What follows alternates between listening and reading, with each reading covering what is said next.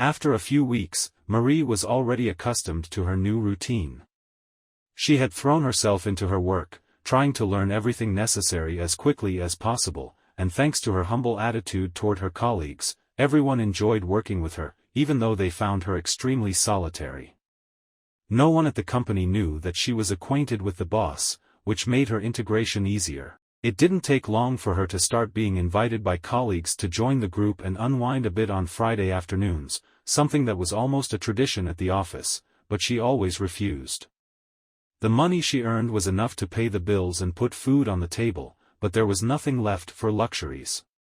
Thus, her life had now become a common routine for so many people, and her social life was limited to outings with Lisa and Fernando, who at least once a week insisted she had lunch or dinner with them. On weekends, she always had at least one of her children with her, most often Patricia, who was nearing the end of her degree and had more free time than James, who was completely engrossed in the challenges of the engineering course he had chosen.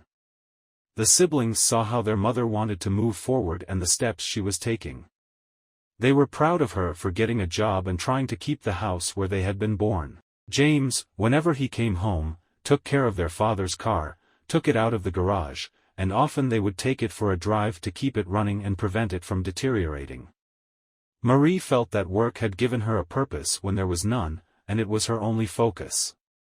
Of course, every day, especially in moments of loneliness, her thoughts would always drift to Alex, and it wasn't uncommon for her to cry at night over the life she had destroyed with her own stupidity, but she did what she could and could only wait. When the children returned from the days they spent with him, she tried in every way to find out something about him, but all she managed to get was, "He's fine, Mom." Nothing more.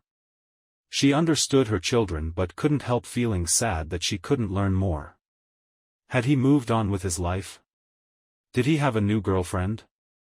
Did he ever intend to come back? Would he ever forgive her, even if they never had a relationship again?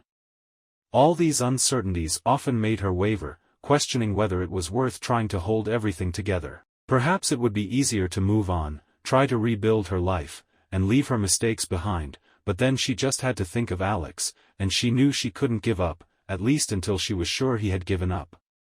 Maybe that was why she wanted so much to know something from her children. In the end, she was working toward a goal she wasn't sure she could achieve, without knowing if it was still worth fighting for. She was sitting at her desk completely absorbed in organizing the papers in front of her when she heard someone call her name, Marie.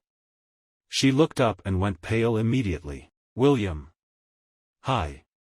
She replied, embarrassed. "I never thought seeing me would provoke that reaction," William said with a smile. "I've never seen you here. Do you work here now?" "Yes, for a few weeks now." "And you, what are you doing here?" "Well, I have business with Fernando, and I usually meet him here or at my company. The last meetings have been there, but today it was here." Marie smiled. "Well, that explains what we're doing here."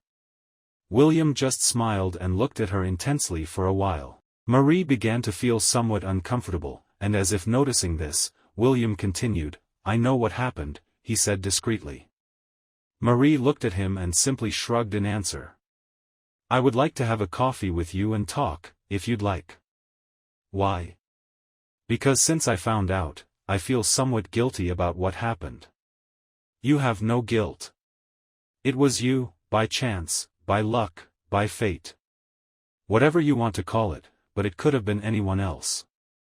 But that doesn't put my mind at ease." "What do you say? A coffee?" "I'd rather not," Marie replied. William smiled and in his calmer, more controlled voice said, "Come on, Marie. It's just a coffee and a bit of conversation. I'm not inviting you to dinner or to go out." "A coffee?"